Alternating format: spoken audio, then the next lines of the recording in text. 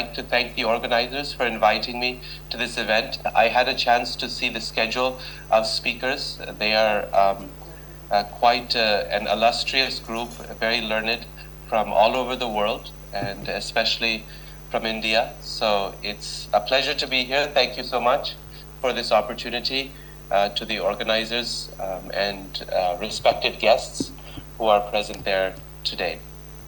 The title of my presentation is called On Conceiving the Inconceivable, JīvaGosvāmī's presentation of Acintya-bhedābheda. So hopefully you can see this on the screen in front of you. The presentation is abridged. It's shortened in order for me to stay within the time frame that I've been allotted.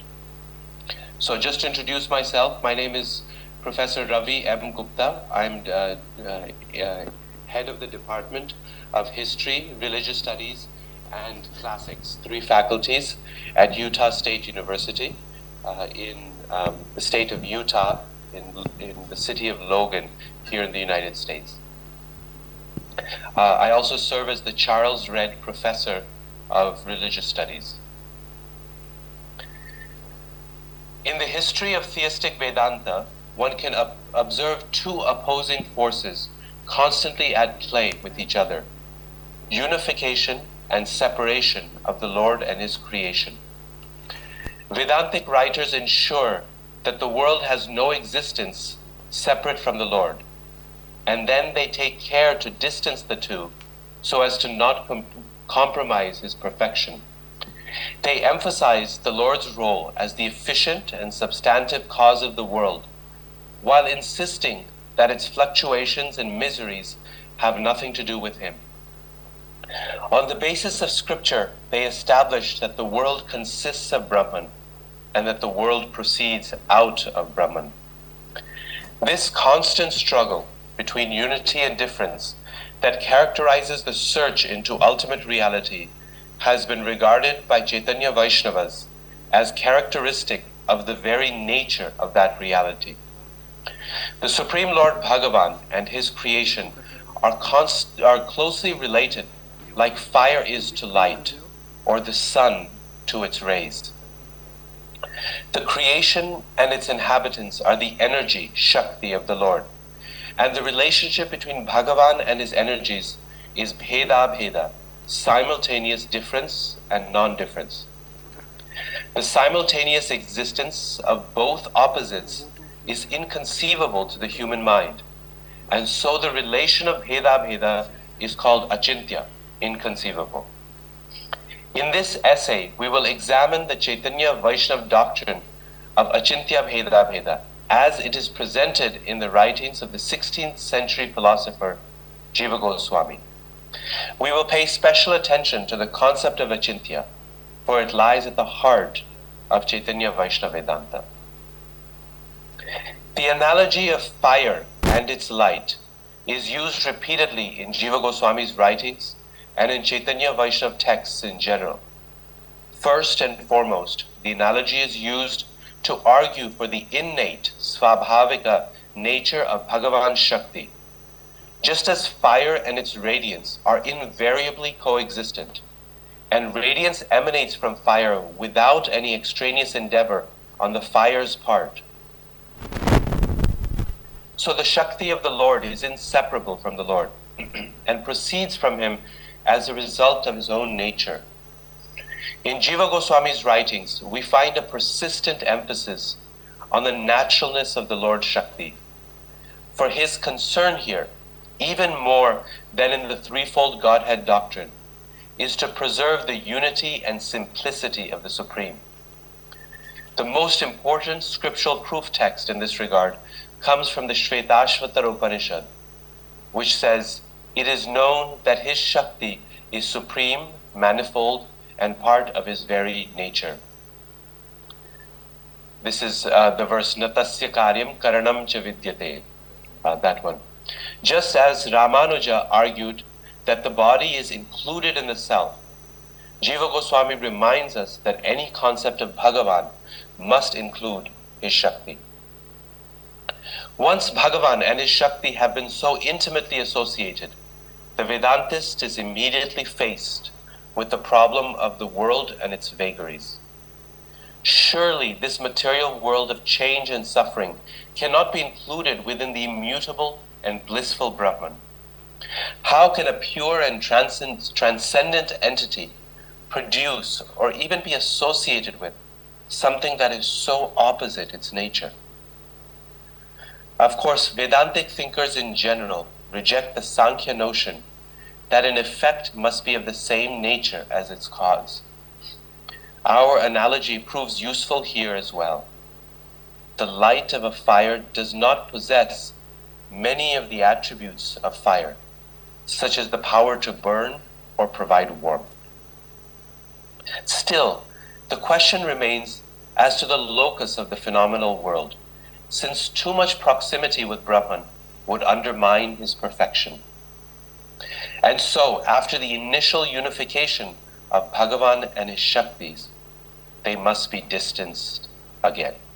So, in other words, what I'm discussing is the dynamic of unity and difference as mutually complementary but opposing forces within the Vedantic system, particularly in Chaitanya Vaishnava Vedanta. It is here that Chaitanya Vaishnava writers introduced the doctrine of manifold Shakti. Although the unity of Shakti must still be upheld, distinctions need to be introduced depending on the distance of powers from Bhagavan's essential nature, Swarupa.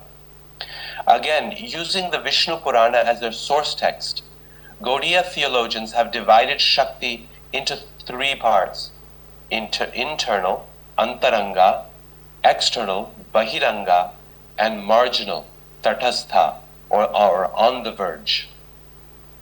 The internal energy, also called Swarupa Shakti, is the power through which Bhagavan acts in his personal affairs. This energy is of the same transcendental nature as Bhagavan, and so is responsible for manifesting everything directly related to him, such as his form and abode. The external energy, on the other hand, manifests the temporary phenomenal world of matter. Because of the inferior nature of this Shakti, known also as Maya, Bhagavan sets it into motion but remains aloof from its activities. Bhagavan is both the efficient and substantive cause of the universe, but only indirectly through the agency of the external energy. So efficient and substantive. Nimitta and upadana karana. JīvaGosvāmī thus identifies two parts to this Shakti: the qualitative or efficient energy, guna or nimitta maya, and the substantial energy, upadana maya. These two perform the creative functions on Bhagavan's behalf and are therefore the immediate cause of the living entity's bondage and delusion. Finally, the living entities are the marginal energy of Bhagavan, for they can move within either the internal or external Shaktis, although they are essentially part of the superior energy.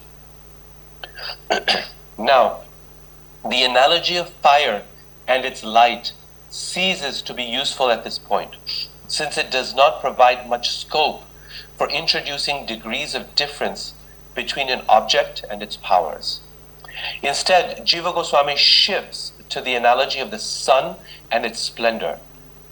Here, we can distinguish four levels of distance from the sun: the sun god or sun globe, the fiery radiance within the sun's orb, the rays that proceed outward from the sun, and the sun's reflection on water or a polished surface.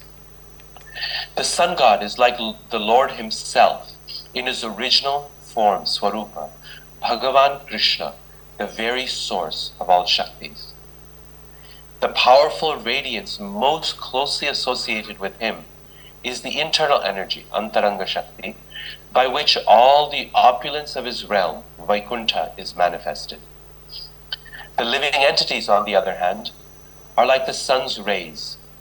They possess the same nature as the brilliance within, but with less intensity, and they stand somewhere between the sun and the world of reflection.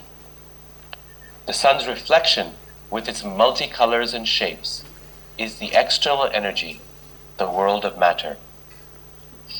The reflection is produced by the sun and depends on the sun for its existence. Yet its uncertainties and fluctuations cannot disturb the sun. In this brief description of the Chaitanya Vaishnava concept of Shakti, we have seen two forces pulling in opposite directions: unification and separation of the Lord and his energies. We described Bhagavan and his Shaktis as identical in nature, and then distanced the two to preserve the Lord's transcendence. Indeed, the relationship between the Lord and his energies is bheda-bheda, simultaneous difference and non-difference. This is because, as we have seen, the Lord's Shakti is natural to him, svabhaviki, and fully dependent on him.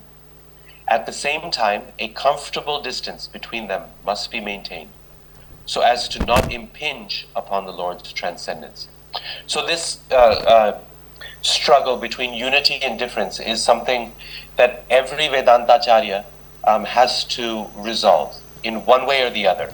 Shripad Ramanujacharya, Shripad Madhvacharya, Shripad Shankaracharya, all of them resolve the struggle between unity and difference in different ways in their theology. And in Chaitanya Vaishnavism, JīvaGosvāmī resolves this through his system of bheda-bheda. But the question really is how these two operate together, unity and difference. And this is where the concept of Acintya is important. Thus, both difference and non-difference are seen by Gaudiya writers as equally reasonable and necessary characteristics of the relationship between Bhagavan and his Shaktis. Both are equally supported by scripture and therefore must be held together and accepted as they are. This, of course, is inconceivable to the human mind, and so the relation of bheda-bheda is called achintya, or inconceivable. So at this point, I discuss some technicalities about the relation, about the idea of achintya itself, and its relationship to the concept of anirvachaniya in Shankaracharya's system, how the two concepts are different. But in order to stay within my allotted time, I'm going to skip over those sections for now, and we will proceed further in discussing JīvaGosvāmī's idea. So the next section is called Where Does Achintya Apply? We should remember that the scope of Achintya extends far beyond the realm of the external energy to the relationship between the Lord and his Shakti everywhere. The relationship between Bhagavan and his internal energy, for example, is equally inconceivable, despite the fact that the internal energy has the same nature as the Lord. This is due to the fact that the function of a Shakti is irrelevant to its basic relationship with the Lord, although the distance of that relationship is affected. As we saw in the fire analogy, inconceivability arises simply from the fact that both difference and non-difference are in some way true. The clearest and most important example of this relation at work outside the phenomenal world for Gaudiya Vaishnavas is the relationship between Krishna and Sri Radha, who is the personification of the Lord's internal energy. Radha is non-different from Krishna's very nature, Svarupa, because she is his Svarupa Shakti. Krishna cannot exist without Radha, for Radha is the Lord's very power of existence. And Krishna cannot act without Radha, for as his energy of bliss, she provides the very impetus for his activity. Yet Sri Radha and Sri Krishna eternally separate themselves for the purpose of pastimes, lila. She is the energy and he is the possessor of energy, and thus they are different. At the beginning of Chaitanya Charitamrita, 16th century text, a biography of Sri Chaitanya, Krishnadas Kaviraj eloquently describes the play of unity and difference between Radha and Krishna.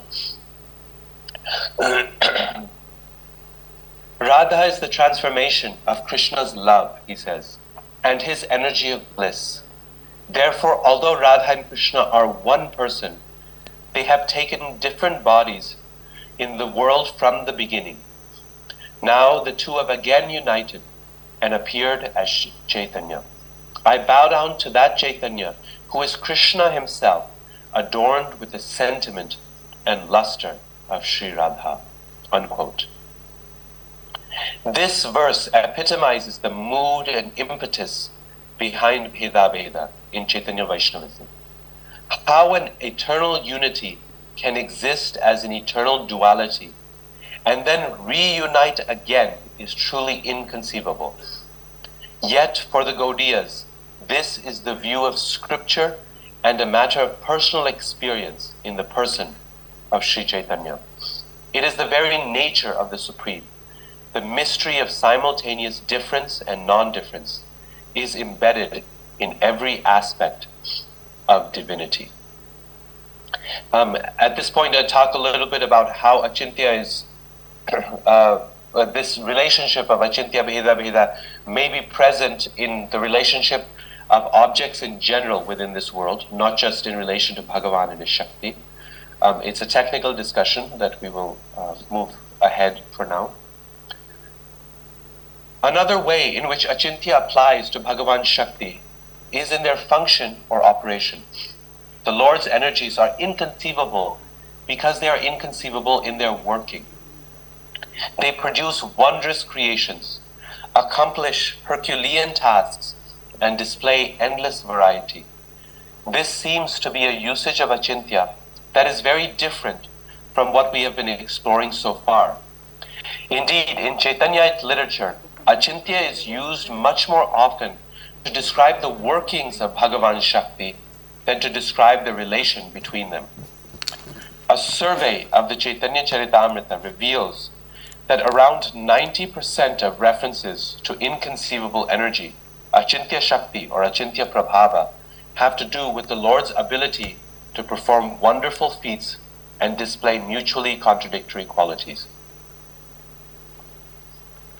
These qualities and activities defy the rules of logic and the limits of human comprehension. A good illustration of this usage of Acintya is in relation to the person of Sri Chaitanya, who, as we noted above, is considered Sri Krishna himself, but in the mood of his devotee, Sri Radha.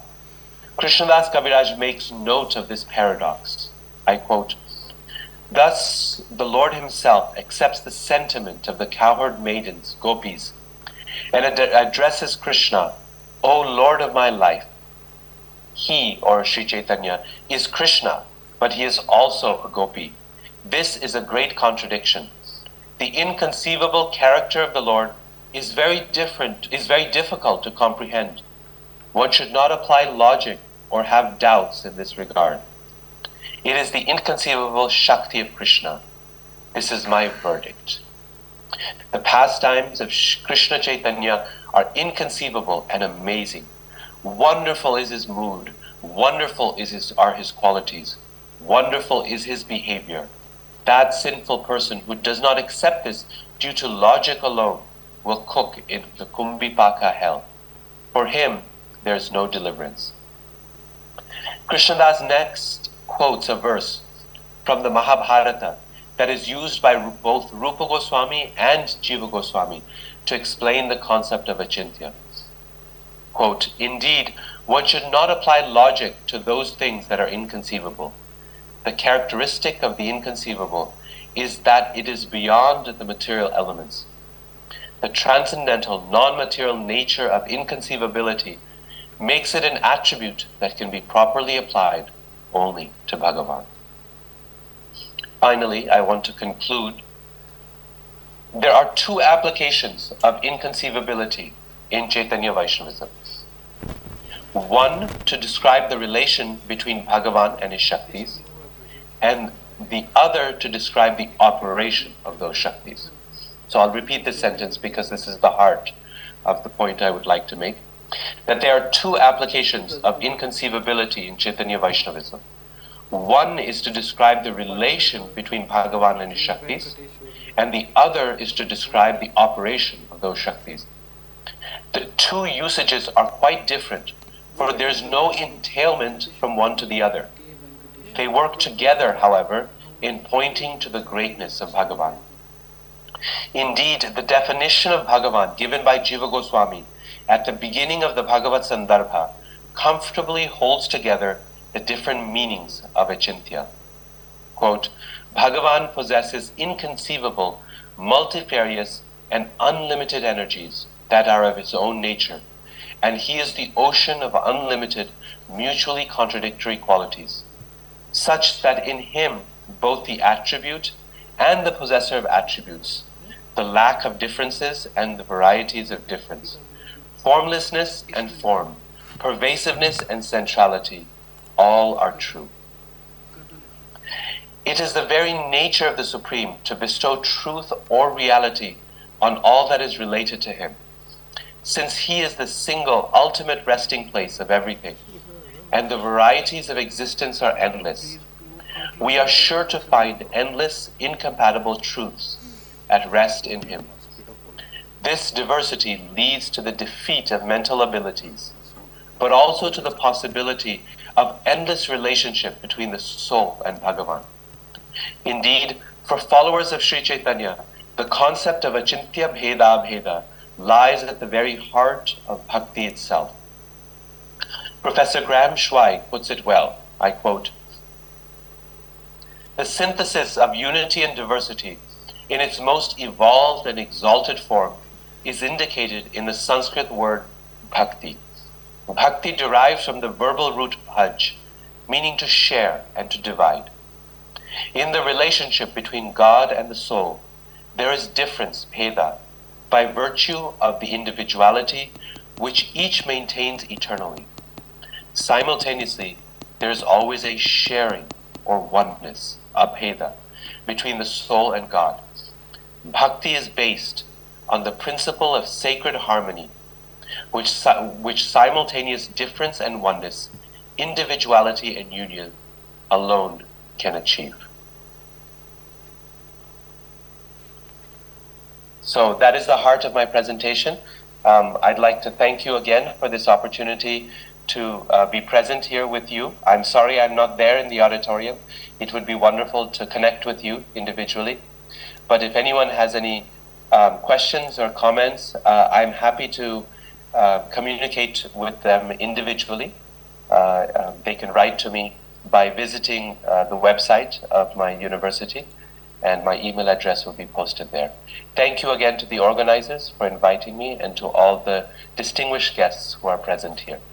Namaste.